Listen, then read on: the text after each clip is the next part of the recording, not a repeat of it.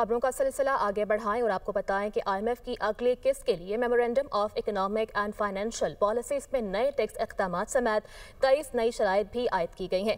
मुतालबात तवानाई, मालियात, समाजी स्ट्रक्चरल और करेंसी से मुतल्लिक हैं। पाकिस्तान की जानिब से तरक्याती स्कीमों में कमी लाने पर इत्तफाक किया गया और रेवेन्यू शॉर्टफॉल पूरा न होने के बायस खाद और ज़रई अद्वियात पर टैक्स लगाने की यकीन दहानी भी करवाई गई है।